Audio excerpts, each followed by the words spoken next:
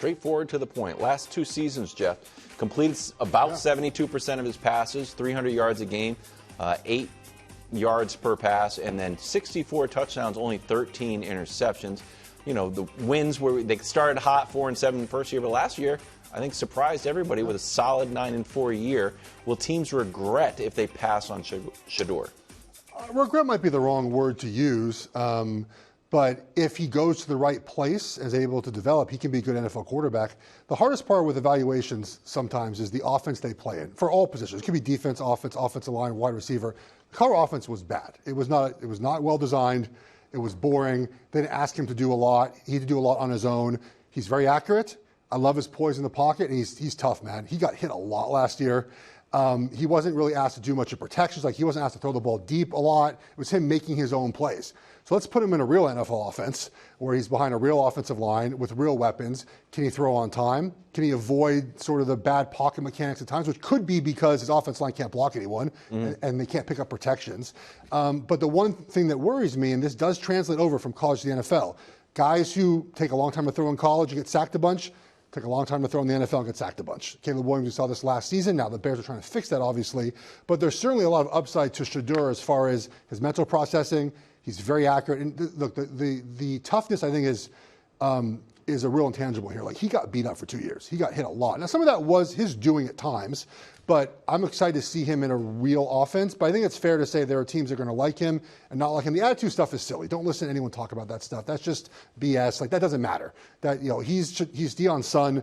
I like my quarterbacks to have a little bit of confidence anyways. It's totally fine. But just the play on the field, it's hard because, again, it was a lot of just like 2-by-2, no run game whatsoever, not trying to run the football, simple pass concepts. It just wasn't a great offense to evaluate NFL quarterback in. So before I give my take, I have one question for you as far as the concerns about Shadur on the field that are legitimate. You mentioned the holding onto the ball potentially too long.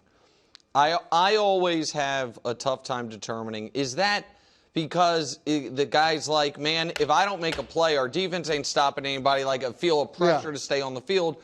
And so I don't slough that off, but I think sometimes that's a problem, and sometimes it's the guys like I saw, because that was a knock on Mahomes at Tech, but Mahomes is like, man, we're allowing 60 points a game. Yes. I thought it was an unfair knock on Caleb, then it ended up being a fair knock on Caleb. So I don't know.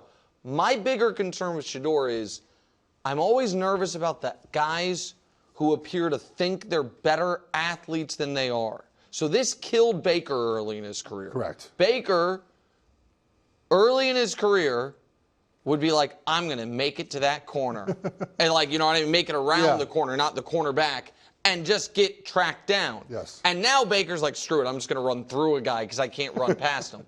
I don't think Shadur is an elite athlete at the position for the NFL level. And the way he played at Colorado, it seems like a guy who thinks, and maybe he just was at the college level. Does that concern you? Well, you're right. He's not an elite NFL quarterback athlete. Like, he will get tracked down if he leaves the pocket. But he wasn't a running quarterback in Colorado, right? Like, he would run the ball when he had to. But you're right. It was more about, to me, that he would try to make those extra plays behind the pocket, and guys would just catch him. Yes. And in the NFL, he's just got to get more in rhythm. He's got to find it. It might take some time, right? It might take time to do that. But if he can get in an offense where he is just sort of early in his career, it is set up well for him, a little bit of blocking. I think if he goes somewhere where the blocking is not good, like Caleb Williams last year, we'll have the same situation. We'll have the same situation heading to year 2 of a guy that holds the ball too long and takes a lot of bad sacks. Sacks, luckily his offensive lineman, I could say this now, are becoming more of a quarterback stat, right? Because there's ways to get rid of the ball. Absolutely. But every again, one that you ever gave up, that was yes. I never got beat ever. But part of that, I go back to the offensive design. Some of it was there was no hot adjustment if an extra blitzer came and he just got sacked. So all of this has to play into it when you're an NFL team. You have to figure out what translates, what can we get from him. He's also been coached up for a long time. You know, he grew up in football. You can see that on the film. He's very good in the pocket. Just his pocket movements are very good. If he can understand what he is as a player, he can have success. All right, so here's my worry for Shadur as far as how the draft is going to go. If he is not taken in the top 4, I think it is going to be a long night. If we throw up, I think it's instructive to throw up the draft, okay? So the Titans, it would appear, are taking Cam Ward. Now, the Browns could take him, obviously. The Giants could take him. Patriots, no chance. Jags, no chance. Raiders just traded for Geno. The Jets, I don't want to say no chance, but it seems to me like they are a chance. I don't think they want to have. I think they are excited about the idea of a year where the quarterback is not the main character of the movie. For once with the Jets while Aaron Glenn. I can't, but Panthers, no chance. Saints, maybe, but probably not because they just once again readjusted Derek Carr's deal. Bears, no chance. Niners, no. Cowboys, no. Dolphins, no. Colts, no. Falcons, no. Cardinals, Bengals, Seahawks, just gave Darnold the money. The Bucks, no. The Broncos, no. Steelers, maybe. Yeah. And so now the funniest possible outcome is Aaron Rodgers chooses the Steelers, and then Shadur falls to him, and they're like, sorry, man, we got to do it. And they draft Shadur. That is football gods. Please let that happen. But do you see my concern, my point? And it also speaks to the other point, which we'll get to, when we've talked about the Steelers. If they really like Shadur, go get him. I think they'll get him, or at the very least, they could probably move up a few spots and guarantee they get him. I just don't know if either one of these quarterbacks are trade our future for this guy. And I think that's part of the issue when you think about trading up for a guy. And the Giants might need a quarterback so badly they have to move up to one to get a quarterback because they might miss out on Rodgers, whoever else is available. There's no one right now. They might have to move up to get Cam Ward. But I don't think neither of these guys, if you compare them even to last year's class, they're behind Bo Nix. Like, they're 7-8 as far as talent. Oh, you think Cam Ward is also behind all of the guys from the first round last year? I think so, too, yeah. Okay. I mean, you can make an argument maybe Bo Nix and Cam Ward are sort of aligned a little bit. Cam Ward just hasn't played a lot of football, by the way. Like, that's part of the evaluation. Like, he was an incarnate word, and then he went to a run and shoot for 2 years at Washington State. And last year was his first year really playing in, like, what you would consider a normal pro-ish offense, right? Yeah. He played really well. But there's some bad throws where you're like, you can't have those throws. Before we move forward, what do you think about if you were to draft a team? You've got the teams that have holes at quarterback, where it's like certainly he could go to the Giants. If I said, give me one team that could pull a Falcons Michael Penix type move, it's like certainly the Falcons aren't in the market for a quarterback, and then they actually did. It'd be the Raiders, right? It's 6. If they love Shadur, right? I mean, that would make sense, except for the fact that I think it would be odd for the Raiders to trade a second-round pick for Geno, and with the reporting being they're going to give him a new contract and draft him. I mean, yeah, you see it. Jerry, you see it. What? Jerry. Yeah, baby. Yeah, at 12, the Cowboys. 12. Unbelievable.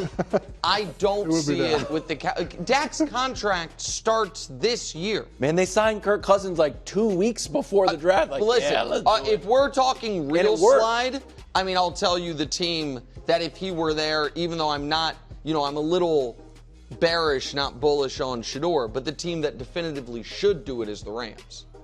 You know what I mean? Real slide. Like, now, maybe Stafford's a little pissed about that. Like, I came back and I used first round pick. But I think you'd understand, like, that they have to plan for the future there that regard. I think it's really interesting. I think 12, 13, 14. And again, really I would, if I were the Saints, I would be drafting a quarterback. I just think they are so poorly run, they will not be drafting a quarterback. Okay, moving on to the Steelers, who are waiting on Aaron Rodgers. Jerry Dulac of the Pittsburgh Post-Gazette said, look, the delay in the decision is not about money. Offer's been made. It's about Rodgers taking his time making a decision. So we talked about kind of the attitude that this might project to the Steelers organization, but now we're going to be glass half full. Yes. Okay? If this does get done, do you think Aaron would thrive in Pittsburgh? What is thrive? Great question. I would say people would say midway through the season, wow, Aaron Rodgers having a surprisingly great season. And then Pittsburgh goes 10-7 and losing the wild card round. They could win a playoff game. I mean, Pittsburgh hasn't won a playoff game in 2016. 2016, yeah. Year. That was not a holding, by the way, in Eric Fisher. I know. Officials, you should know that. Nonsense. I agree. Amen, brother. I mean, I guess, look, when you look at sort of playoff winners, even division winners, it's the best quarterback in the division. who wins a playoff game most often and wins the division most often. Is Aaron Rodgers the best quarterback in the division? The answer is no. He's not. He's third right now. He would be if the Browns don't have anyone currently. I just don't think that even if they get him, a playoff win is happening. We've seen sort of the same thing play out with Pittsburgh. They're good enough to get in the dance, not win a playoff game. I think Rodgers is serviceable if everything around him is fine. If the culture of Pittsburgh can sort of rein him in a little bit, and he stays really team focused and team centric. But I don't think it gets them any further. Next year at this point, right now, we're having the same discussion. Who's Pittsburgh's quarterback? What's the future of the quarterback? It's the same discussion we have every year for Pittsburgh since Big Ben left. I want to be very clear here, and I'm running through all the teams to make sure that I mean what I'm about to say. I do not think there is a team in the league that Aaron Rodgers would thrive at as their quarterback. We don't have a Niners 2 years ago situation where very good offensive line, amazing running back, 2 great wide receivers, you know what I mean, where you could literally drop in, I don't know, the last pick of the draft and be fine. Okay. No, and he, by the way, no, listen, that's why I should have said 3 years ago. What about Minnesota? What about the Darnold thing again? I think Darnold's better than him. And I think that, so I was thinking about it. Like, do I think if you put Aaron Rodgers, if Mahomes said, I'm taking a year off, and the Chiefs signed Aaron Rodgers, do I think he'd thrive in Kansas City? Absolutely not. Do I think, I'm trying to think of the best teams in the league. If you dropped Aaron Rodgers in there, do I think he would thrive? And a lot of people thought the Jets had a lot of talent. A lot of people did. And they won 5 games. Like, what is do I think, in Detroit, maybe in Detroit, because they have the great offensive line, a great running game, really good wide receivers. And a pocket, they would true be pocket passer. They would be, but Goff is better than him. Yes. Like and so Aaron Rodgers is consensus one of the 10 greatest quarterbacks ever. There is no argument for him not to be. But he has not been elite in 4 years. He has not been good in 3 years. And last year, the only argument for him is his touchdown interception ratio, which also, if you really watched him play, it looked like he was protecting that.